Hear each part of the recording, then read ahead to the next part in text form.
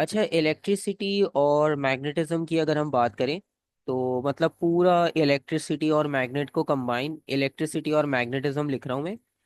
अच्छा, बुक में जो चैप्टर्स के नाम है उनको आप छोड़ दो भले, कोई मसला नहीं है, क्योंकि हमें तो पूरा सिलेबस करना है। तो इसलिए मैं उसको शॉर्ट फॉर्म में इलेक्ट्रिसिटी और मैग्नेटिज्म लिख रहा हूँ अभी।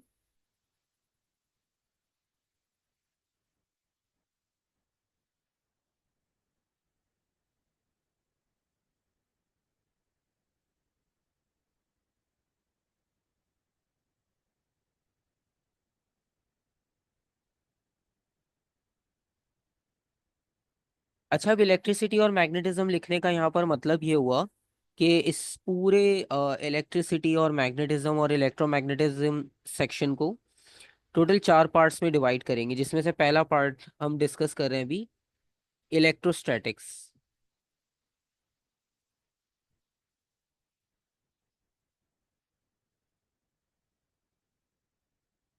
तो इलेक्ट्रिसिटी के ना आप साथ साथ पास्ट पेपर्स भी कराते रहिएगा ताकि मुझे मतलब समझ भी आता जाए। हाँ, इसमें ये कि जो टॉपिक आएगा उससे रिलेटेड मैं आपको क्वेश्चन करवा दूंगा उसके साथ, ताकि आपको एक आइडिया हो जाएगा। अच्छा, आप बुक में देखोगे ना तो उसमें प्रैक्टिकल इलेक्ट्रिसिटी, डीसी सर्किट्स और इलेक्ट्रिसिटी, प्रैक्टिकल इलेक्ट्रिसिटी, इस तरह से नाम होंगे।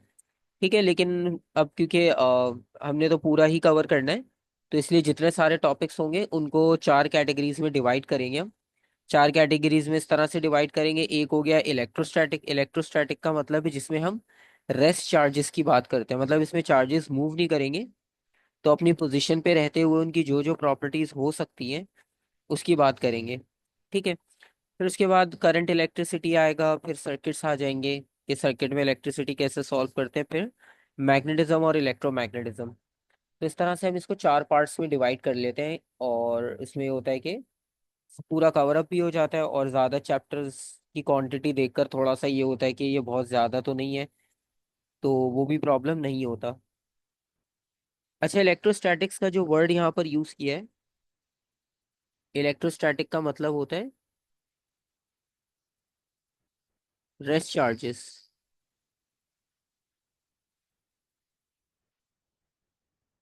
तो इसमें आपने याद रखना है कि हम चार्जेस की मूवमेंट की बात नहीं करेंगे। और सबसे पहले, अब क्योंकि चार्ज की बात हो रही है तो पहले चार्ज को डिफाइन करेंगे। सर मैग्नेटिज्म हम एंड में करेंगे। आपको इलेक्ट्रोस्टैटिक समझ आ जाएगा ना, तो मैग्नेटिज्म बिल्कुल उसकी कॉपी है। ओके। मैग्नेटिज्म में बस नॉर्थ साउथ पोल होते हैं, चार्जेस में प्लस माइनस होता है, बस इतना फर्क है। तो दोनों में नाम और प्रॉपर्टी जो है वो चेंज है, लेकिन दोनों की वर्किंग जो है वो बिल्कुल एक जैसी है। ठीक है, बस ये है कि मैग्नेट अलग चीज़ है, चार्जेस अलग चीज़ है, लेकिन उनकी जो वर्किंग्स होंगी वो एक जैसी होगी। जैसे प्लस प्लस रिपेल करता है, ये आपको पता है, नॉर्थ तो नॉर्थ रिपेल करता है, ये भी आपको पता है। तो बस इस तरह से इनमें दोनों चीज़ें सेम सेम चल रही होती हैं, काफ़ी सारी। तो ये कर लोगे तो आपको खुद पता चल जाएगा कि मैग्नेटिज्म में भी ये चीज़ें होंगी। ठीक है, तो सबसे पहले चार्ज को डिफाइन करते हैं। वैसे चार्ज की डेफिनेशन अभी रिसेंट पेपर्स में तो कहीं आपको नहीं मिलेगी थ्योरी में, लेकिन फिर भी आ सकती है, तो आपको पता होनी चाहिए डेफिनेशन। तो इसे हम फिजिकल प्रॉपर्टी कंसिडर करते हैं मैटर की। Sir charge flow of electrons नहीं होता। वो इलेक्ट्रिसिटी हो जाएगा फिर, वो इलेक्ट्रिक करंट बनेगा। अभी इसमें यही सारी टर्म्स क्लियर करनी है कि किसे क्या कहना है, कब कहना है, ये सब चीजें। क्योंकि पहले तो हम journal daily life word use कर रहे होते हैं ना, तो अब तो हमें स्पेसिफिक पता चल ही जाएगा, तो फिर हम उसके अकॉर्डिंगली वर्ड यूज करेंगे। Matter that causes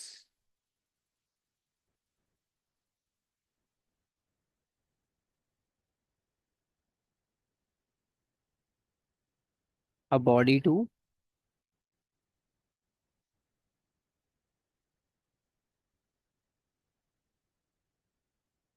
experience force in N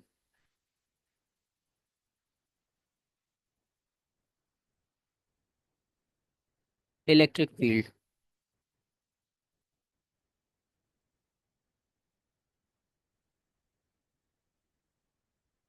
अच्छा, अब ये पता कैसे चलता है? अब आप इसमें ना मैग्नेट की एग्जांपल लो, क्योंकि मैग्नेट हमने प्रैक्टिकली देखा होता है, चार्जेस को आप प्रैक्टिकली देख नहीं सकते। ठीक है, तो हम मैग्नेट्स की एग्जांपल से इसको रिलेट करके डिस्कस करेंगे, तो मैग्नेट भी समझ आता रहेगा और इसका कॉन्सेप्ट भी क्लियर हो जाएगा। अब जैसे अगर आपने चेक करना हो कि आपके पास एक आपको मेटल या सॉलिड का पीस दिया, आयरन टाइप समझ लो आप, अब वो मैग्नेट है लेट सपोज, लेकिन आपको पता नहीं है कि वो मैग्नेट है या नहीं। अब आपने अगर चेक करना हो तो आप उसके क्लोज जो है वो एक कॉमन पिन या इस तरह का ऑब्जेक्ट रखो मेटालिक।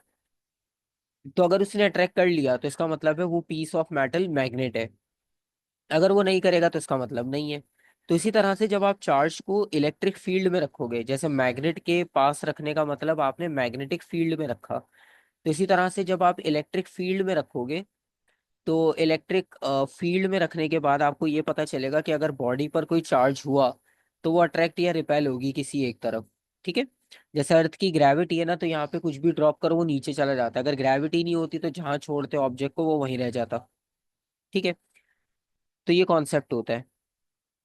खैर, इसके बारे में भी इतनी ज़्यादा कोई डिटेल आती नहीं है, ना हमें भी डिस्कस करने की नीड है। जो चीज़ इंपॉर्टेंट है वो हम डिस्कस करेंगे। इसके बाद आपको ये पता होना चाहिए टाइप ऑफ चार्जेस,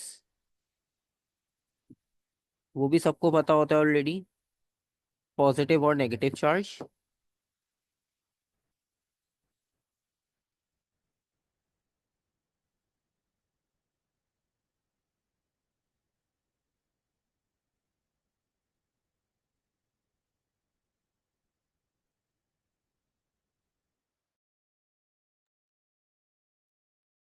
अच्छा, पॉजिटिव चार्ज को जो है वो हम प्रोटॉन कहते हैं।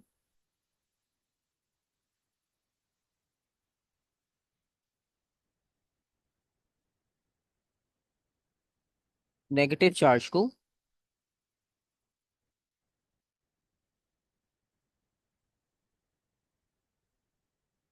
इलेक्ट्रॉन। अब आप देख रहे होगे कि दोनों की वैल्यू हमने 1 1 लिखी है, बस साइन चेंज है।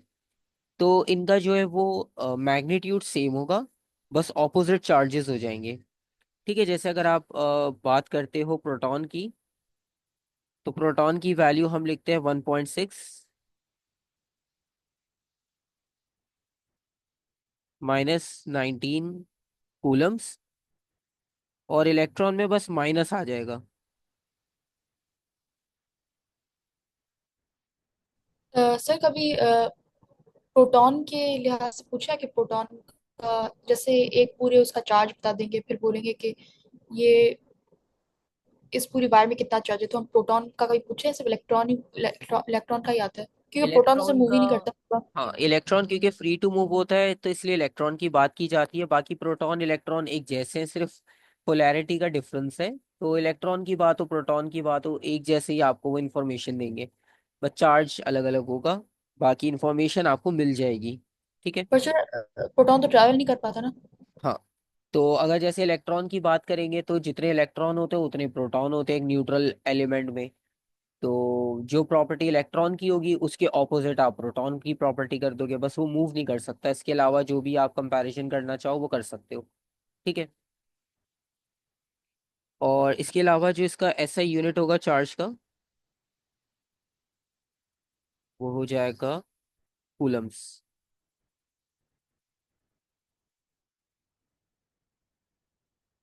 कूलम्स भी साइंटिस्ट का नेम है, और इसमें कूलम्स लॉ आप आगे पढ़ोगे जाके ए लेवल्स में जब, तो उसी के नाम पर जो है वो ये रखा गया है। और इसके अलावा एक और कॉमन सी चीज आपको पता होगी कि अगर आप बिल्कुल सेम चार्जेस एक साथ रखोगे, तो सेम चार्जेस एक साथ रखने का मतलब ये हुआ कि वो रिपेल कर देंगे। और अगर आपने अनलाइक चार्जेस रखे तो अनलाइक चार्जेस रखने का मतलब ये हुआ कि वो एक दूसरे को अट्रैक्ट कर लेंगे। तो ये भी एक कॉमन सी प्रॉपर्टी है जो हमें ऑलरेडी पता होती है।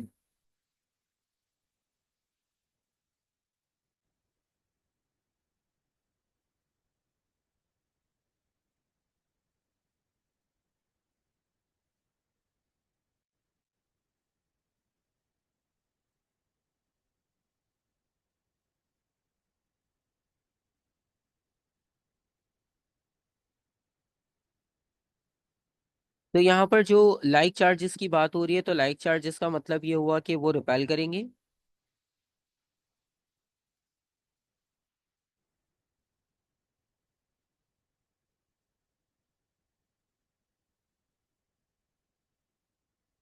और या ट्रैक करेंगे। अच्छा, अब जो हमने इलेक्ट्रिक फील्ड का वर्ड लिखा था डेफिनेशन में, अब उस इलेक्ट्रिक फील्ड को डिफाइन करते हैं। इलेक्ट्रिक फील्ड जो है वो आपके पास एक इम्पॉर्टेंट टॉपिक है। यहाँ से इंफॉर्मेशन जो है वो एग्जाम में जो क्वेश्चंस आते हैं उससे रिलेटेड ऐड होना शुरू हो जाएगी। क्योंकि इससे पहले तो अभी हमने बस बेसिक चीज़ों की बात की है एक रिवीजन के तौर पे। तो इलेक्ट्रिक फील्ड एक नई आपके पास इंफॉर्मेशन होगी। इसे डिफाइन कैसे करना है।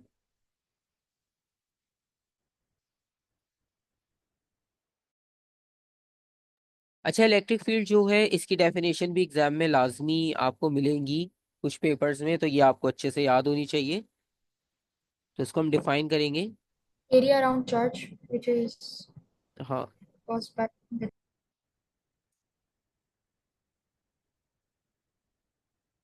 तो reason in space around a charge.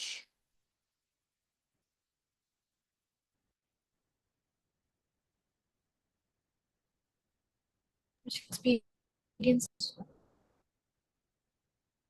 बिल्कुल।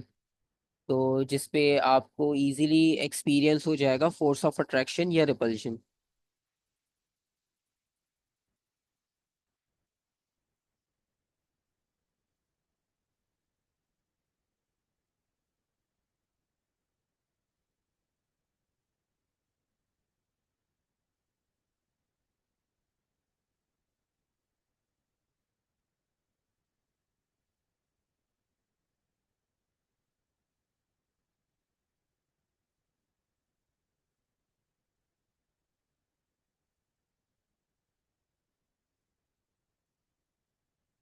अच्छा, इसके अलावा इसकी डायग्राम्स इंपॉर्टेंट होती हैं। फॉर एग्जाम्पल अगर हम पॉजिटिव चार्ज की बात करें और उसी के साथ नेगेटिव चार्ज की बात करें, तो दोनों कंपैरिजन में बस आपके पास एक छोटा सा डिफरेंस आपको नजर आएगा। फॉर एग्जाम्पल यहाँ पर हमने पॉजिटिव चार्ज को कंसिडर किया, और पॉजिटिव चार्ज को कंसिडर करने के बाद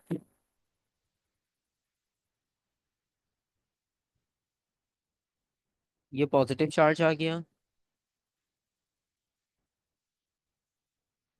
और ये उसकी सराउंडिंग में फील्ड लाइंस आ गई उसकी। तो इसमें फील्ड लाइंस हर तरफ हो सकती हैं, उसमें से हम कुछ बना रहे हैं। मल्टीपल तो इतनी सारी नहीं बनाएंगे, बस कॉन्सेप्ट क्लियर होना चाहिए कि आप हर डायरेक्शन से फील्ड लाइन बना सकते हो इसमें। सर एक चीज पूछी थी, बहुत ऑफ टॉपिक। हम्म। सर वैसे जनरली आपने नोटिस जो किया होगा, आप बहुत सालों से पढ़ा रहे हैं फिजिक्स, तो फिजिक्स में सबसे ज्यादा वेटेज किस टॉपिक की होती है? ये जो तीन अभी हम कर रहे हैं ना, इन तीनों की ऑलमोस्ट एक जितनी होती है। कभी कभार ऐसा होता है कि किसी एक, अभी जैसे आप 24 में देखोगे ना, तो तीनों में आपको 22%, 22%, 22%, तीनों टॉपिक में से ऑलमोस्ट आपको 22% का वेटेज मिला है। तो इसका मतलब है कि 66% इन तीन टॉपिक से कवर हो रहा है। ठीक है। और ये मतलब जरूरी नहीं है कि इतना ही हो, इससे ज्यादा भी आया है, मतलब 75% भी इन तीनों टॉपिक से आ चुका है। कभी 70% आता है। तो इसमें 60, 70, 75 इस तरह से कवर हो जाता है। और कुछ पेपर्स में आपको 80 तक भी मिलेगा। ठीक है। जब स्पेस नहीं था तो उस वक्त तो सिर्फ न्यूक्लियर था, तो इस वजह से उसमें आपको वेटेज ज्यादा भी मिलेगा। अभी न्यूक्लियर की स्पेस की वजह से थोड़ा सा वो वेटेज कम हो जाएगा, लेकिन पुराने पेपर्स में आपको वेटेज ज्यादा भी मिलेगा। मतलब अगर आप ए ग्रेड के लिए भी अगर कर रहे हो तो आप ये सिर्फ तीन टॉपिक सही से कर लो, एटीपी पूरा कर लो, तो एमसीक्यूज ये और एटीपी करने के बाद आराम से आपके पास ए तब भी बन जाएगा। लेकिन ये तीनों टॉपिक बिल्कुल सही आने चाहिए फिर। ठीक है, क्योंकि थर्मल थोड़ा इजी है, वो थोड़ा बहुत वैसे ही पढ़ा होता है तो उसके आंसर्स भी आप कर लेते हो। बाकी न्यूक्लियर भी कुछ मुश्किल नहीं है, उसमें से पूरा नहीं तो आधा क्वेश्चन भी आप मतलब एक दिन पढ़ के चैप्टर भी कर सकते हो।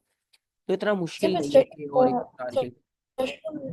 फिजिक्स का लो क्यों होता है? क्योंकि अगर सारे ही बच्चे ये तीन चैप्टर्स करके जाए तो फिर आसान नहीं हो जाए फिजिक्स? वैसे इतना नहीं, लोग क्यों असल रहे में फिजिक्स? मसला ये होता है कि वहां पर जब एग्जाम दोगे तो उसमें एक तो होता है प्रॉब्लम टाइम लिमिट। अब आपको क्वेश्चन आता है लेकिन आप क्वेश्चन सॉल्व करने में ही, एक क्वेश्चन को अगर 15 मिनट लगाते हो, अगले को सॉल्व करने में आपने आधा घंटा लगा दिया, तो फिर पीछे आपके पास टाइम बहुत कम बचता है, फिर आपको पेपर आता भी होगा लेकिन आपके पास टाइम नहीं बचेगा, तो ये चीज़ भी होती है। ठीक है। तो क्वेश्चन को समझने का डिपेंड करता है कि आपको 2 मिनट में समझ आ रहा है तो फिर तो सही है थ्योरी में। लेकिन अगर आपने समझने में ही 10 मिनट लगा दिए तो फिर आपको पता है कि सॉल्व होते होते आधा घंटा तो ऐसे ही चला जाता है। ठीक है। इस वजह से भी मसला होता है। तो ये पॉजिटिव की फील्ड लाइन आ गई। ठीक है, डायग्राम इसमें इंपॉर्टेंट है क्योंकि डायग्राम्स भी बनाने को आई हैं पास पेपर्स में। और अगर नेगेटिव की बात करें तो नेगेटिव में भी आप इसी तरह हर तरफ से फील्ड लाइंस बना सकते हो, बस उसमें एक डिफरेंस होगा डायरेक्शन का।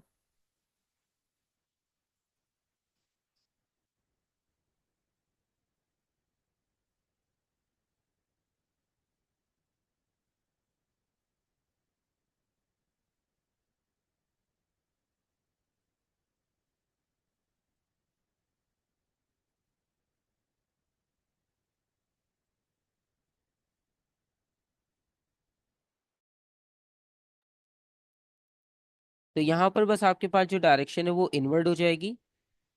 तो ये क्लियरली डिफरेंस आपको पता होना चाहिए। अक्सर ये होता है हम जल्दी में बना तो देते हैं लेकिन डायरेक्शन मार्क करना भूल जाते हैं।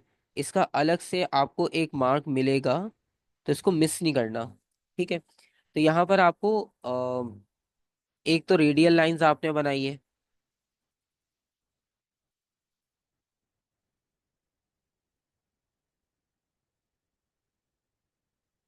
रेडियल लाइंस का मतलब स्फेयर के हर पॉइंट से जो है वो आप बना सकते हो फील्ड लाइन। ठीक है, उसको रेडियल कहते हैं। और उसके अलावा जो है वो डायरेक्शन सही होनी चाहिए।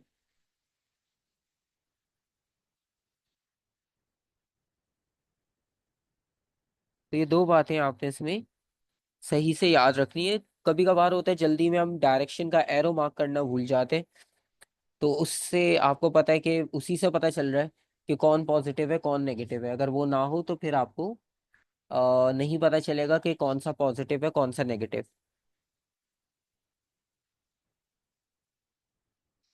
अच्छा, अब ये कॉन्सेप्ट हो गया, इसके बाद आगे चलते हैं। जैसे हमने अट्रैक्शन और रिपल्शन की बात की थी, तो अगर आप इसी चीज को यहाँ पर ड्रॉ करते हो।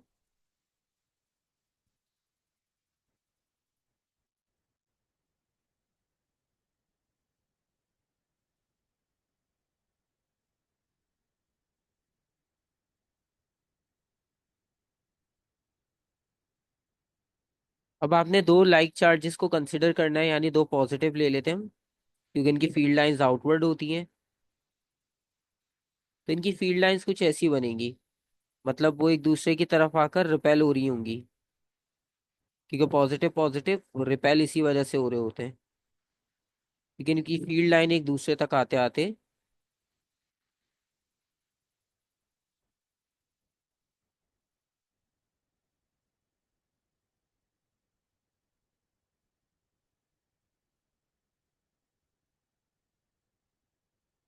इस तरह से।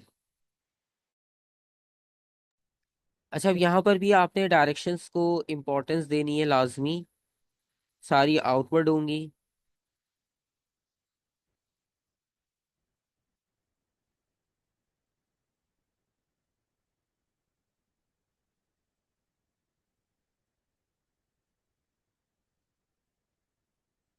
और एक चीज और आपने नोटिस की होगी कि सेंटर में आपको एक गैप नजर आ रहा है। इस गैप का मतलब ये हुआ कि यहाँ पर कोई भी फील्ड लाइन नहीं है। और कोई भी फील्ड लाइन ना होने का मतलब ये हुआ, इसे हम कहेंगे नल पॉइंट।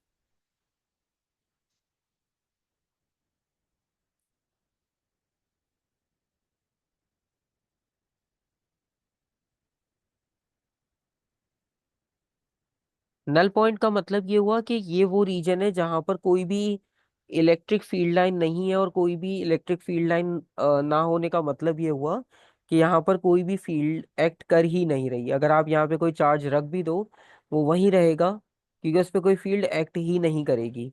ठीक है।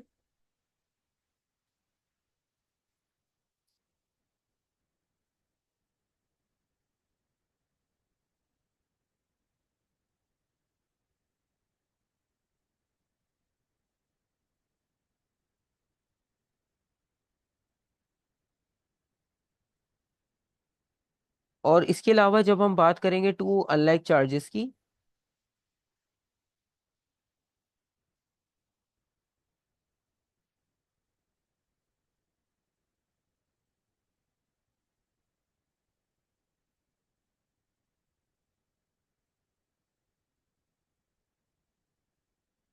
अब टू अनलाइक चार्जेस की अगर हम बात करें, तो टू अनलाइक चार्जेस का मतलब ये कि एक पॉजिटिव लेंगे एक नेगेटिव लेंगे। अब फॉर एग्जांपल, या आपने पॉजिटिव लिया या आपने नेगेटिव ले लिया। अब पॉजिटिव से नेगेटिव में होगा ये कि जो फील्ड लाइन है वो एक दूसरे की तरफ ट्रैवल करेंगी। और इससे आपको ये भी पता चल गया कि अगर दोनों चार्जेस हों ऑपोजिट, तो फील्ड लाइन पॉजिटिव से नेगेटिव जाएगी। ठीक है, क्योंकि पॉजिटिव से बाहर निकलती है, नेगेटिव से इनसाइड आती है।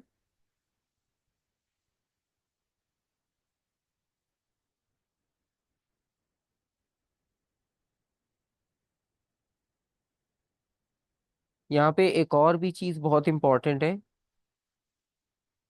वो भी आपको अभी बता दूं, क्योंकि डायग्राम ड्रॉ करते हुए उसे लाजमी देखना पड़ता है, वरना एक मार्क उसका इजीली डिडक्ट हो जाएगा।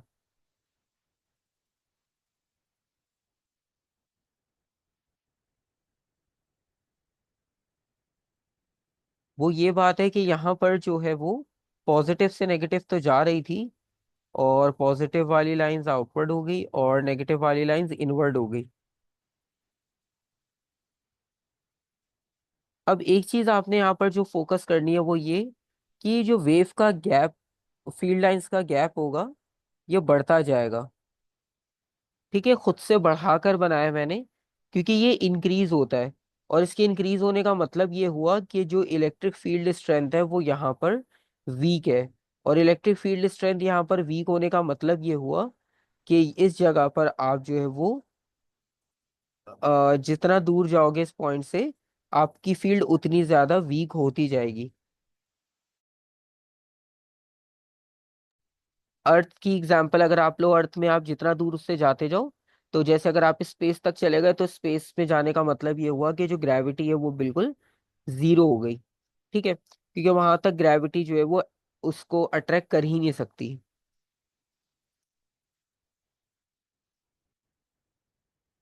और दूसरी बात ये कि जैसे अभी हमने ऊपर दो पॉइंट्स लिखे थे, यहाँ पर आपको एक तो रेडियल लाइंस बनानी है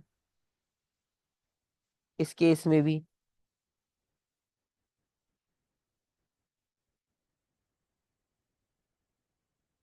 रेडियल लाइंस बनाने के बाद जो है वो करंट की डायरेक्शन सही हो।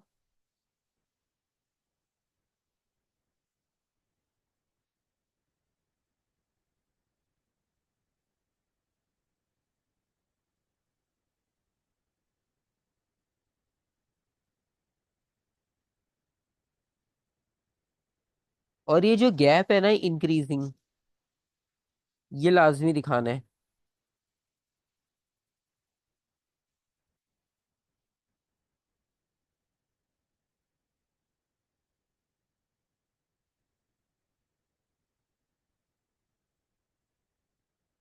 और इंक्रीजिंग गैप का मतलब ये हुआ कि यहाँ पर जो इलेक्ट्रिक फील्ड होगी वो वीक हो जाएगी।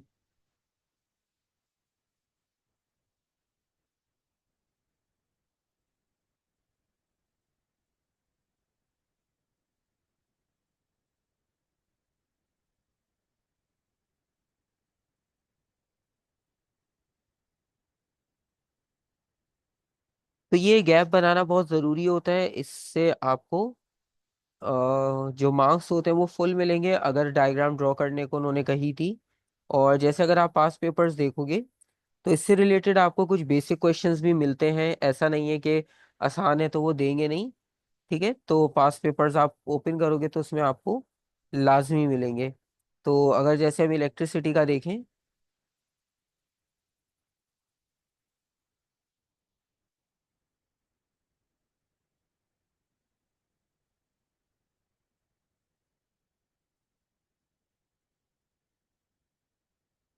अब आप ये देखो क्वेश्चन नंबर 7। इसमें सेम एग्जांपल बनी हुई है और इलेक्ट्रिक फील्ड पैटर्न भी गिवन है पॉइंट एक्स के अराउंड। आपने एरो बनाकर इंडिकेट करनी है direction of the force on a negative charge plate at Y.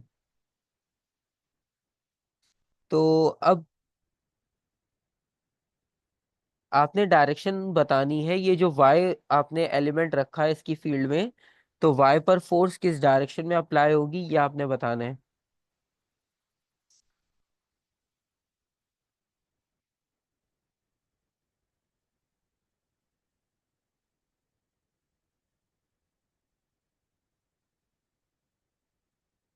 अच्छा, अब यहाँ पर क्योंकि सेंटर में हमारे पास जो इलेक्ट्रिक फील्ड लाइन सेंटर से आ रही है वो सब है बाहर की तरफ।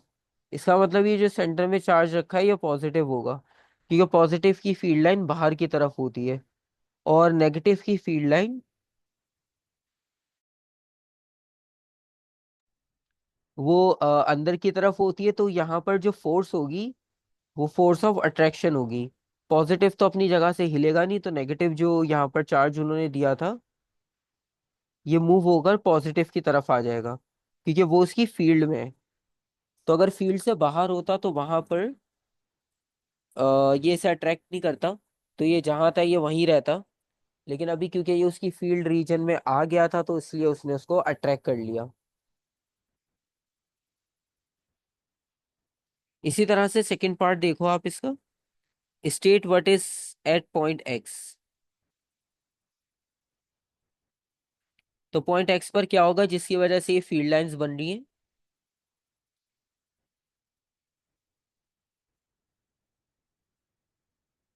तो इलेक्ट्रिक चार्ज। इलेक्ट्रिक चार्ज होगा और वो पॉजिटिव होगा।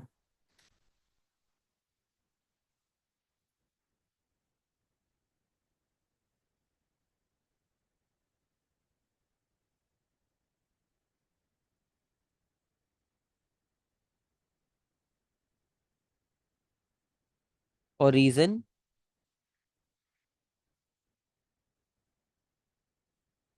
बिकॉज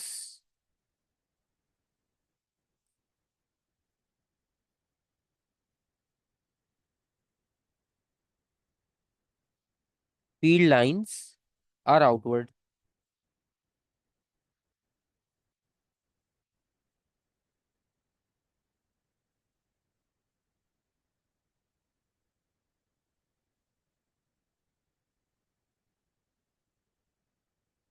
अच्छा, अब इसके अलावा दूसरी बात अगर हम ये करते हैं कि अट्रैक्शन और रिपल्शन वाली बात तो कंप्लीट हो गई।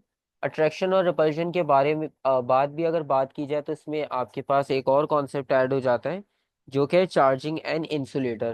क्योंकि हमने यहाँ पर बात की थी कि मूविंग चार्जेस की बात नहीं करनी, तो अगर वो सर मूविंग चार्जेस की बात क्यों नहीं करनी? क्योंकि अगर चार्जेस मूव करेंगे वो इलेक्ट्रिक करंट बन जाएगा। जबकि अभी हमने इलेक्ट्रोस्टैटिक्स में लिखा था इसमें सिर्फ रेस्ट चार्जेस की डिस्कशन होगी।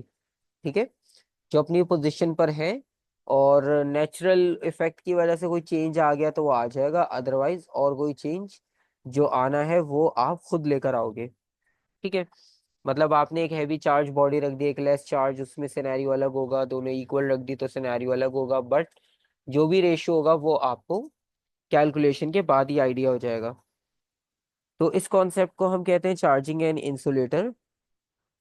तो इसमें प्लास्टिक, ग्लास और क्लॉथ, इस तरह की एग्जांपल्स इंक्लूड होती हैं। तो वो आपको कुछ भी वैल्यू दे सकते हैं किसी भी क्लॉथ की, उससे आपको देखना होता है कि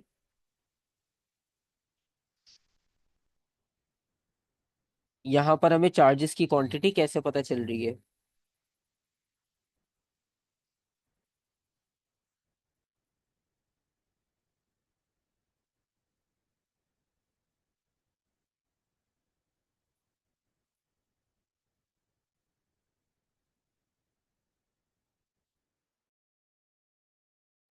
तो चार्जिंग एंड इंसुलेटर की अगर हम बात करें तो इसमें कुछ की पॉइंट्स हैं जो आप एज इट इज याद करोगे।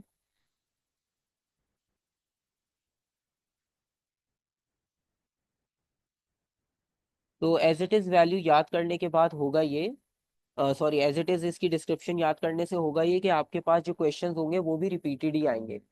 और रिपीटेड आने की वजह से आपके पास बस उस एक आपने स्टेटमेंट को कॉपी पेस्ट करना होगा, क्योंकि उसमें कोई चेंज ही नहीं हो रहा होगा। तो वो स्टेटमेंट ये होगी कि सबसे पहले जो मेथड यूज कर रहे हैं वो हम फ्रिक्शन का मेथड यूज कर रहे हैं। आपने देखा होगा कि स्कूल में भी अक्सर ये एक्सपेरिमेंट परफॉर्म करते थे कि आपने प्लास्टिक रूलर लिया, उसको बालों के साथ रब किया और पेपर के क्लोज ला के रखो तो पेपर के पीसेस उस पर स्टिक हो जाते हैं। ठीक है। ये कॉन्सेप्ट आपने सर्दियों में विंटर सीजन में अक्सर देखा होगा कि वहां पर जब कारपेट अगर आपके पास बिछा हो ग्राउंड सरफेस पर और आप उसमें कंटिन्यूअसली वॉक कर रहे थे या उस रूम में कंटिन्यूअसली एक्टिविटी कर रहे थे, तो फिर अचानक से अगर आप ग्लास, सॉरी ग्लास नहीं, जो डोर की नॉब होती है मेटल की, अगर आप उसे टच करते हो तो आपको एक इलेक्ट्रिक शॉक फील होता है। ठीक है। तो वो इलेक्ट्रिक शॉक बेसिकली इसीलिए फील होता है क्योंकि हम वो जो कारपेट पे चल रहे थे तो उसकी वजह से फ्रिक्शन प्रोड्यूस हो रही थी। और इस फ्रिक्शन की वजह से हमारी बॉडी में भी जो चार्जेस होते हैं, तो किसी एक चार्ज की जो है वो क्वांटिटी ज़्यादा आ गई। तो इसकी वजह से अगर पॉजिटिव ज़्यादा आएगी तो वो पॉजिटिव हो जाएगा, नेगेटिव ज़्यादा आएगी तो वो बॉडी नेगेटिव चार्ज हो जाएगी। ठीक है। तो वो आपको उसी से पता चलेगा बेसिकली। तो यहाँ पर आपने मटेरियल के नाम याद नहीं करने। ठीक है। वो जो भी इंफॉर्मेशन देंगे आपको खुद से देंगे, आपने उसी को एक्सप्लेन करना है।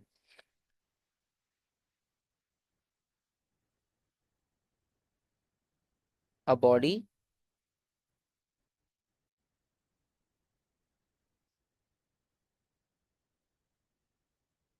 Achieves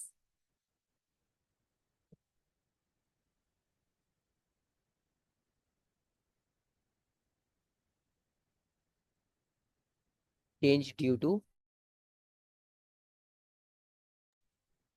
the imbalance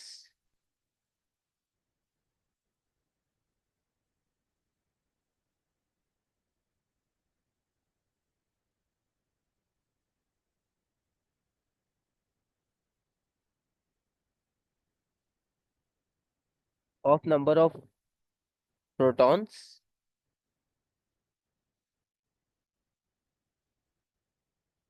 and electrons।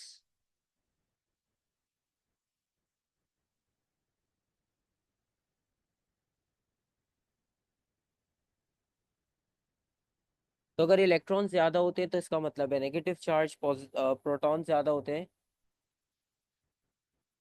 तो इसका मतलब है कि उस बॉडी पर आएगा पॉजिटिव चार्ज। ठीक है। तो जो एलिमेंट कांटेक्ट के दौरान, जैसे जब आप दो बॉडीज को कंबाइन करके उसमें फ्रिक्शन प्रोड्यूस करते हो,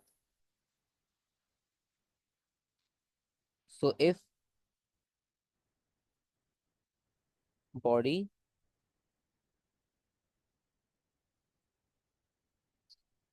गेन्स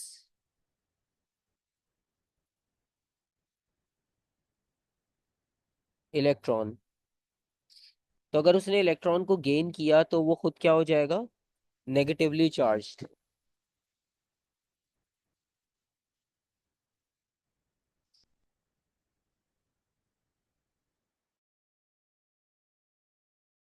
और इसी तरह से अगर आपके पास बॉडी पर लेस इलेक्ट्रॉन्स हैं या वो इलेक्ट्रॉन लूज कर रहा है,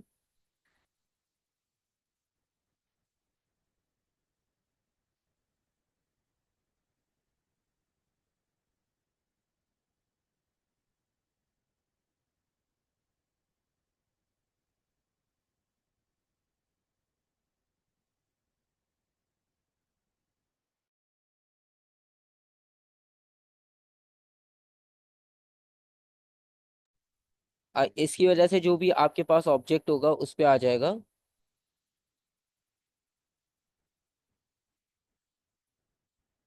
पॉजिटिव चार्ज। तो ये आपके पास डिफरेंशिएशन होती है चार्जिंग एंड इंसुलेटर की। और जब टर्म्स आप डिफाइन करोगे तो आप देख सकते हो कि हर जगह हम इलेक्ट्रॉन की बात कर रहे हैं, प्रोटॉन की नहीं कर रहे क्योंकि प्रोटॉन मूव नहीं कर सकते। वो न्यूक्लियस में होते हैं, इसलिए आप हर जगह पे इलेक्ट्रॉन को ही मेंशन करोगे। ठीक है।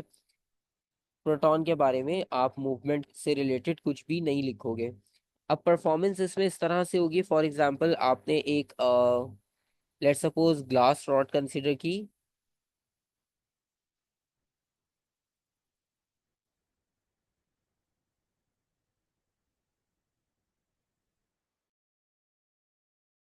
तो जब आप इसे वुलन क्लॉथ लेकर इस पे रब करोगे, तो ये वुलन क्लॉथ आपने यहाँ पर रब किया, और रब करने के बाद होगा ये, कोई एक बॉडी पॉजिटिव चार्ज हो जाएगी, कोई दूसरी नेगेटिव। अब कौन पॉजिटिव होता है कौन नेगेटिव होता है ये हमें कैसे पता चलेगा? तो इसके बारे में भी बस हम जर्नल इंफॉर्मेशन लिखेंगे, नाम याद दोबारा से नहीं करने हमें, कि कौन सा मटेरियल इलेक्ट्रॉन एमिट कर रहा है, कौन सा मटेरियल जो है वो प्रोटॉन एमिट कर रहा है। तो ये प्रोटॉन तो खैर एमिट होता नहीं है, लूज कर रहा है या गेन कर रहा है इलेक्ट्रॉन। तो फॉर एग्जांपल यहाँ पर पहले न्यूट्रल थी दोनों बॉडीज, और फिर उसके बाद हुआ ये कि आपने इसे रब किया। रब करने के बाद होगा ये कि कोई एक बॉडी नेगेटिव हो जाएगी।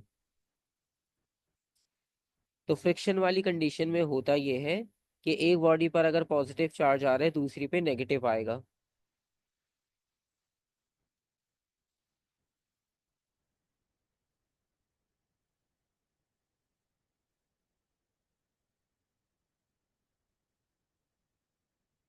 तो अब इसकी जो एक्सप्लेनेशन होगी वो इस तरह से होगी कि ये जो क्लॉथ था,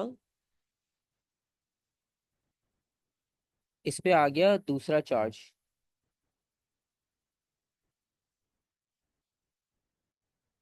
तो आप देख सकते हो जितने पॉजिटिव बनाए उतने नेगेटिव। ये चीज भी डायग्राम में बहुत इंपॉर्टेंट होती है, कभी कभी आपको डायग्राम में ज्यादा मार्क्स मिल रहे होते हैं, उसका मतलब यही होता है कि यहाँ पर आपने हर एक चीज को प्रॉपरली मार्क करके दिखाना है। जैसे यहाँ पर अभी हमने बात की थी प्रोटॉन इलेक्ट्रॉन एक जैसे होता है पर न्यूट्रॉन चेंज हो सकता है। तो प्रोटॉन इलेक्ट्रॉन एक होने का मतलब ये हुआ कि दोनों में आपके पास जितने प्रोटॉन नंबर्स थे उतने ही इलेक्ट्रॉन नंबर्स दोनों बॉडीज में इंडिविजुअल आपको मिलने चाहिए।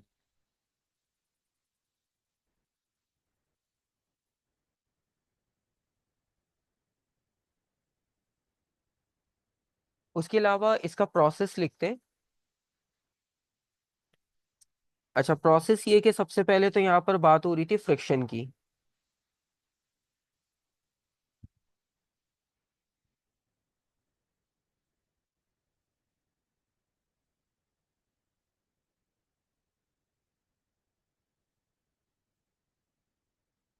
तो फ्रिक्शन की वजह से होगा ये कि जैसे फ्रिक्शन होगी फ्रिक्शन की वजह से हीट प्रोड्यूस होगी।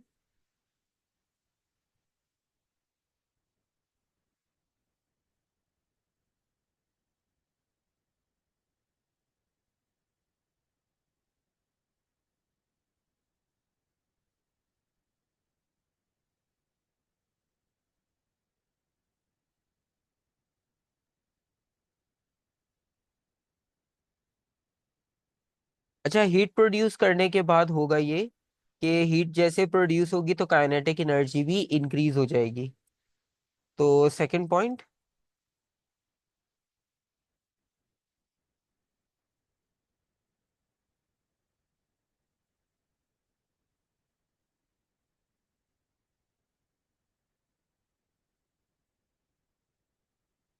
तो काइनेटिक एनर्जी ऑफ पार्टिकल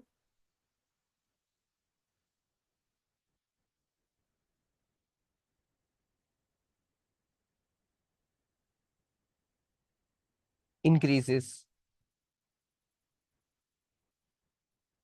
तो काइनेटिक एनर्जी इंक्रीज करने का मतलब ये हुआ कि ये एनर्जी जाकर मिलेगी फ्री इलेक्ट्रॉन्स को। फ्री इलेक्ट्रॉन्स जो है वो फ्री टू मूव है, और जब उन्हें एनर्जी मिल जाएगी तो वो और फ्रीली ऑसिलेट करना शुरू कर देंगे।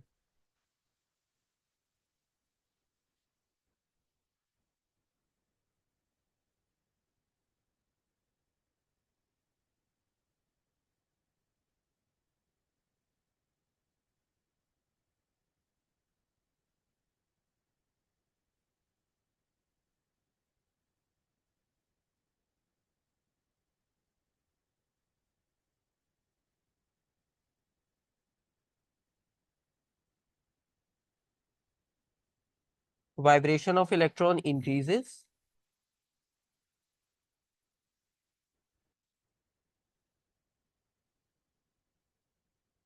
और दूसरी बात ये कि अगर आपके पास कोई एक बॉडी है, उस पे आ रहा है नेगेटिव चार्ज, उस पे नेगेटिव चार्ज आने का मतलब ये हुआ कि वहां पर नेगेटिव चार्ज ज्यादा है।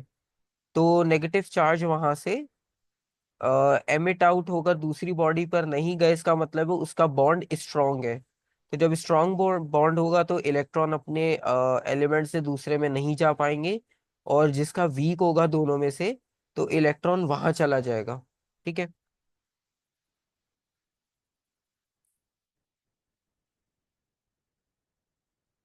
सर ऐसे नहीं होता, जिसका weak intermolecular force of attraction होता है उसमें से इलेक्ट्रॉन निकल वीक हो के जाएगी। स्ट्रॉन्गर हाँ। वाले में जाएगा, ऐसे होता है ना?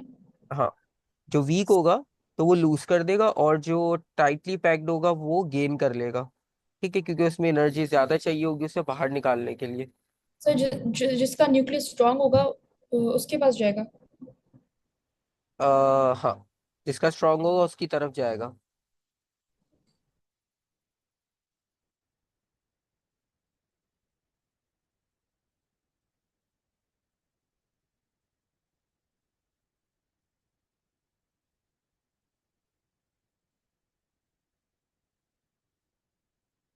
तो bodies having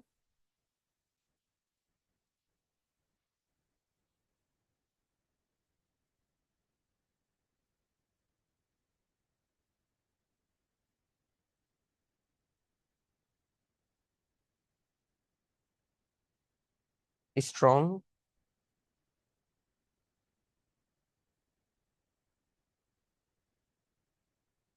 bonding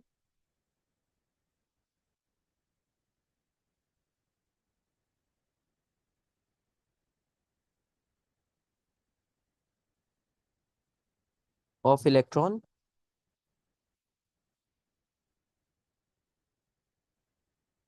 becomes negative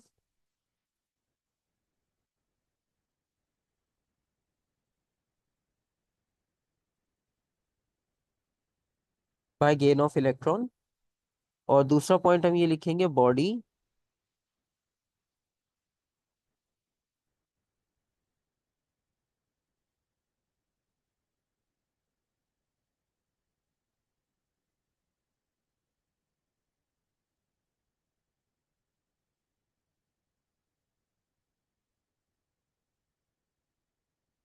having weak electric bond, electron bond loses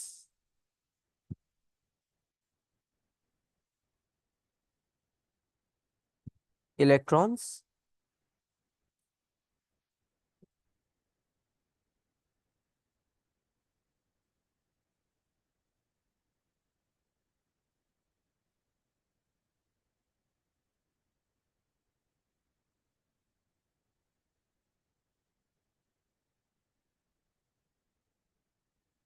और उस पे पॉजिटिव चार्ज आ जाएगा। ठीक है, तो यहाँ पर आपने सिर्फ इलेक्ट्रॉन के रेफरेंस से बताना है कौन लूज कर रहा है कौन गेन कर रहा है। और ये जो चार्ज होंगे ये सिर्फ सरफेस के ऊपर आएंगे, मतलब ये बॉडी के इंटरनल स्ट्रक्चर तक नहीं चले जाएंगे, ये सिर्फ ऊपर ऊपर सरफेस पे रहते हैं, इसलिए थोड़ी देर बाद सब नॉर्मल हो जाता है।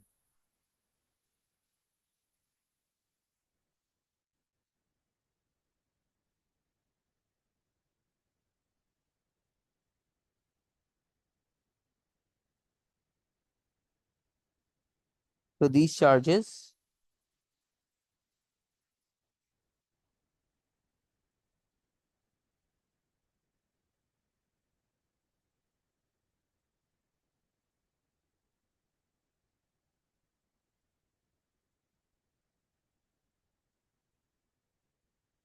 Remains on the surface.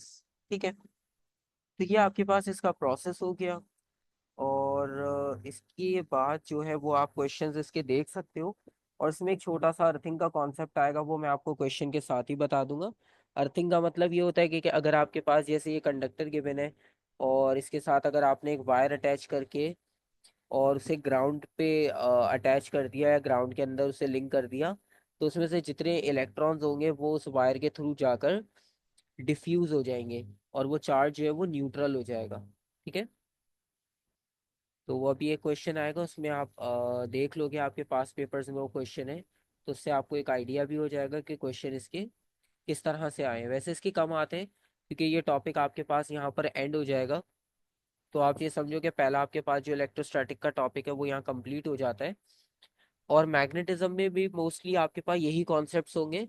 बस थोड़ा सा उसमें आपको पता है कि कंपस आ जाती है बस उसमें, क्योंकि इसमें कंपस यूज करना पड़ता है।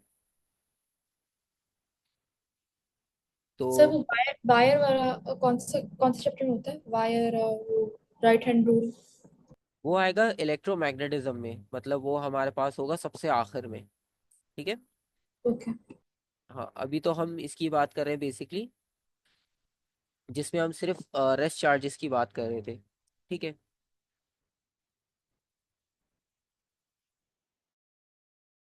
सर आप नेक्स्ट क्लास कब लेंगे? अब हमारी जो नेक्स्ट होगी मैं आपको कल की टाइमिंग्स बता दूंगा। हम कल में ही इसे एडजस्ट कर लेंगे। ठीक है। सर कल भी यही टाइम? मैं आपको बता दूंगा क्योंकि कल जुम्मा है तो उसकी टाइमिंग्स थोड़ी सी डिफरेंट है। लेकिन कोशिश करूंगा कि हम उसको पहले ही फर्स्ट टाइम में कर लें। तो जुम्मे से पहले जैसे अगर थोड़ा सा हो जाए या उसके फौरन बाद, तो मैं आपको बता दूंगा। ठीक है। और इसके क्वेश्चंस मैं आपको दिखा देता हूँ क्योंकि इसमें इतने ज़्यादा क्वेश्चंस आते नहीं हैं, क्योंकि ये टॉपिक इतना छोटा सा और अब सिंपल हो गया। क्योंकि पुराने सिलेबस में ये टॉपिक थोड़ा लेंदी था और ये काफ़ी ज़्यादा आता था, क्योंकि इसमें काफ़ी सारी चीज़ें ऐड थी। अब वो काफ़ी सारी चीज़ें इसमें से जा चुकी हैं, तो इसलिए अब थोड़ा सा इजी हो गया। जैसे अभी हम ये बात कर रहे थे इस वाले क्वेश्चन की। अब आप देखो वो क्वेश्चन आपसे अगर पूछेंगे इसका तो वो इस तरह से पूछा जाएगा। जैसे यहाँ पर लिखा हुआ है piece of plastic is charge positively by friction.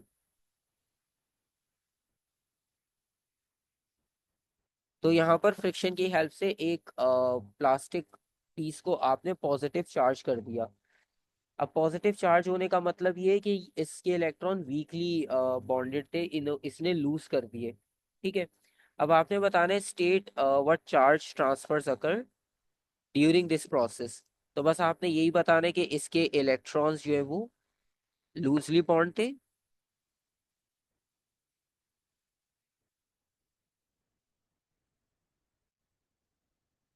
तो इसने इलेक्ट्रॉन को लूज कर दिया और ये खुद बन गया पॉजिटिव चार्ज बॉडी।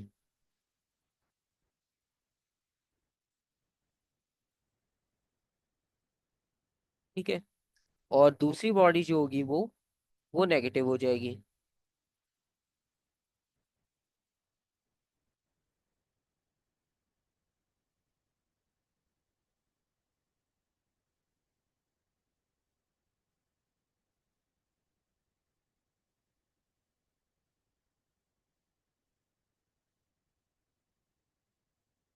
अच्छा, उसके अलावा वो आपसे पूछ रहे हैं कि इलेक्ट्रिकल कंडक्टर और इंसुलेटर में क्या फर्क होता है। वैसे हमें ये तो पता है कि कंडक्टर इलेक्ट्रिसिटी को कंडक्ट करते हैं और इंसुलेटर जो है वो कंडक्ट नहीं कर सकते, जैसे प्लास्टिक और क्लॉथ की एग्जांपल्स हम ले रहे थे। लेकिन इनमें स्ट्रक्चर वाइज डिफरेंस क्या होता है? स्ट्रक्चर वाइज डिफरेंस इसमें ये होता है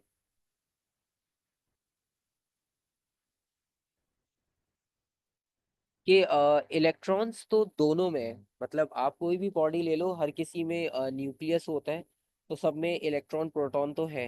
लेकिन जो इंसुलेटर्स होते हैं उनमें इलेक्ट्रॉन्स जो है वो वाइब्रेट कर रहे होते हैं अबाउट देयर फिक्स पोजीशन। और दूसरी बात ये है कि जो कंडक्टर होते हैं उसमें फ्री टू मूव होते हैं। तो कंडक्टर की अगर हम बात करें, इलेक्ट्रॉन्स आर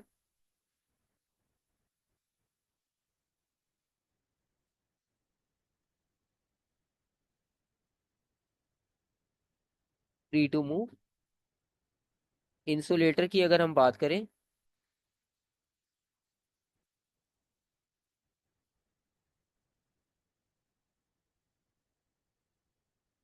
तो उसमें वाइब्रेट कर सकते हैं जैसे सॉलिड में होता है। तो इस वजह से आपको ये डिफरेंस नजर आता है। ठीक है। तो एक आपने जैसे क्वेश्चन देखा और ये 8 मार्क्स का था, इसमें कुछ भी ऐसा मुश्किल नहीं था। ये आप आराम से 2 से 3 मिनट में भी कर सकते हो, क्योंकि इसमें इतनी डिटेल पूछी भी नहीं उन्होंने कि मतलब आपको लिखने में टाइम लगे। ठीक है। तो इस तरह के आपको सर बहुत आसान आसान। क्या चीज? कौन सा का पेपर था ये जो आपने ये क्वेश्चन दिखाया, 23 8 मार्क का ही वाला? था। ये 23 के, क्योंकि जी। हमारे पास जो फाइल है ये 23 से शुरू होती है। तो तो सर इतने आसान क्वेश्चन आते हैं क्या? असल में 23 में हुआ था सिलेबस चेंज, तो उसमें उन उस पेपर के पैटर्न को देख के आपको ये अंदाजा होगा कि कुछ टॉपिक जो है वो मतलब 2-3 ईयर से आ नहीं रहे थे। जैसे ये वाला क्वेश्चन, ठीक है, मतलब इतना पूरा, मतलब आप देखो पूरा चार्ट्स पे बना दिया उन्होंने 8 मार्क का क्वेश्चन। 2 मार्क का देके इलेक्ट्रिसिटी भी ऐड कर सकते थे, लेकिन उन्होंने नहीं किया।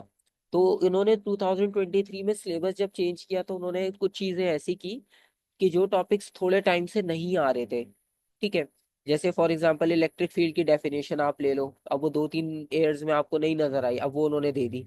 तो उन्होंने ये किया कि जो टॉपिक्स थोड़े गैप से नहीं आए थे कुछ टाइम से, तो वो उन्होंने ऐड कर दिए। अभी आप इसमें पीछे जाओगे ना, अब आप देखो इस पेपर में इलेक्ट्रिसिटी का क्वेश्चन है, चार्ज का नहीं दिया, इसमें भी नहीं दिया,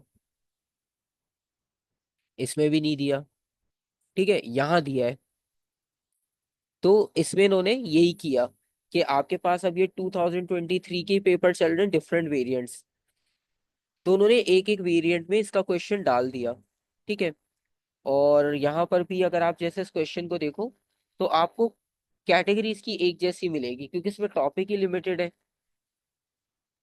तो आप सर तो इसमें इस क्या लगता है आपको, पेपर हार्ड करेंगे या इजी होगा? डिपेंड करता है, मतलब आप एग्जैक्टली कह नहीं सकते, क्योंकि अगर इलेक्ट्रिसिटी का क्वेश्चन आ गया सर्किट का, तो वो थोड़ा सा टिपिकल होता है, सोचना पड़ता है। अगर ये आ गया, मतलब दोनों के चांसेस होते हैं, मतलब हम इसमें एग्जैक्ट प्रिडिक्ट नहीं कर सकते कि चार्जेस ही आ जाए, ठीक है। अब 23 में आया है, 24 का पेपर आप देखोगे वो डिफरेंट था इससे। सर इलेक्ट्रिसिटी आ भी जाता है तो मेजोरिटी बच्चों को तो इलेक्ट्रिसिटी नहीं आता ना, तो हाँ थ्रेशोल्ड तो तो लो ही होगा ना, ना हाई होगा देखिए, थ्रेशोल्ड? इलेक्ट्रिसिटी ऐसा टॉपिक है जो हम पढ़ते आए हैं बेसिक साइंसेस से, तो ये आना चाहिए। तो इसको छोड़ना तो बेवकूफ़ी होगी। अब जैसे आपने लास्ट में स्टार्ट किया, ठीक है, तो मैंने आपको सबसे पहले यही बताया था कि आप इन तीनों को फोकस कर लो। अगर आप बाकी कुछ नहीं कर पाए और इन तीनों को भी आपने मतलब 95% कर लिया, तो आपका जो पेपर है वो ए ग्रेड जितना हो जाएगा, ठीक है, अगर आप इनके सारे आंसर सही करके आते हो, ठीक है। क्योंकि थर्मल और ये टॉपिक है, इनमें कुछ ना कुछ तो लिख के ही आएंगे, ऐसा तो नहीं है कि थर्मल के बारे में हमें कुछ ना पता हो। हीट हम पढ़ते आए हैं बेसिक साइंसेस में, आपको आइडिया होता है, ठीक है। न्यूक्लियर का थोड़ा बहुत आइडिया होता है, इलेक्ट्रॉन प्रोटॉन रदरफोर्ड एक्सपेरिमेंट।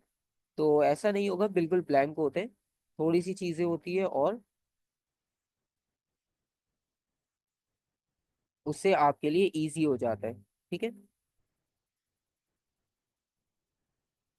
अब ये वाला क्वेश्चन भी आप देखो, सेम उन्होंने पूछा, when the rod is rubbed with a woollen cloth. अब एक रॉड है और एक वुलन क्लॉथ है, तो रॉड जो है वो नेगेटिवली चार्ज हो गई, तो रॉड ने गेन कर लिया इलेक्ट्रॉन, ठीक है। सिंपल वही बात आपको पता चल गई देखते ही। इसमें क्योंकि सोचना नहीं पड़ता, बस क्वेश्चन देखा आंसर आ गया। बस आपको ये देखना होता है कि पूछा क्या है। तो इन टर्म्स ऑफ पार्टिकल, वो रॉड नेगेटिव चार्ज क्यों हुई? क्योंकि उसके इलेक्ट्रॉन्स टाइटली पैक थे, उसने गेन कर लिया और वो नेगेटिव हो गई, सिंपल। सर जी। मैं मैक्सिमम कितने सालों के पास पेपर्स करूं, अगर मेरे मतलब कॉन्सेप्ट्स क्लियर है लेकिन फिर भी कुछ कुछ क्वेश्चंस मुझे नहीं आ रहे फिजिक्स में? ऐसे होता है ना कि आप टॉपिक कर लिए लेकिन फिर हाँ, भी क्वेश्चंस नहीं आते आपको। तो मैं कितने सालों के पास पेपर्स करूं ताकि मेरा मतलब ए स्टार गारंटी हो जाए?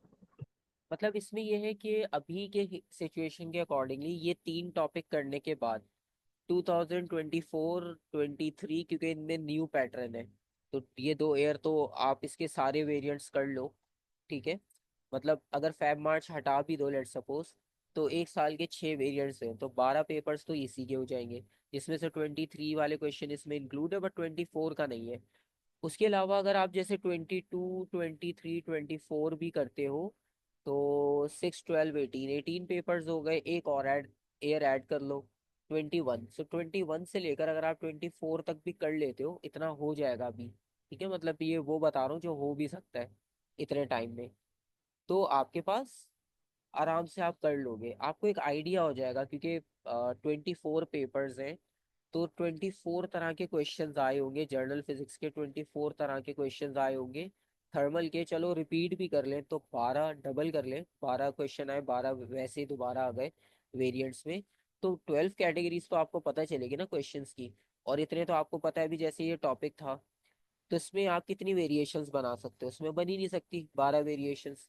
तो एक क्वेश्चन को, हर टॉपिक को आप इतना घुमा भी नहीं सकते। कुछ होते हैं जैसे सर्किट, उसमें जैसा तैसा सर्किट घुमा फिरा के बना देंगे, लेकिन बेसिक तो उसकी वही रहेगी।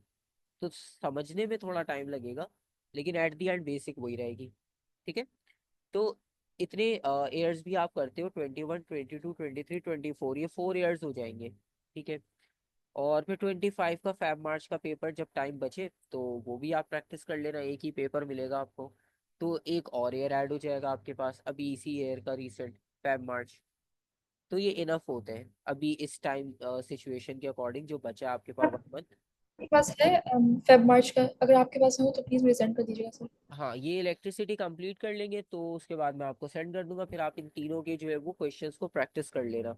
उसमें से फैब मार्च से कर लेना, जब तक ये कि 23 और 24 से करो। और फिर नेक्स्ट जो होगा वो, इसमें हम इलेक्ट्रिसिटी का चैप्टर शुरू करेंगे नेक्स्ट क्लास से। ठीक है।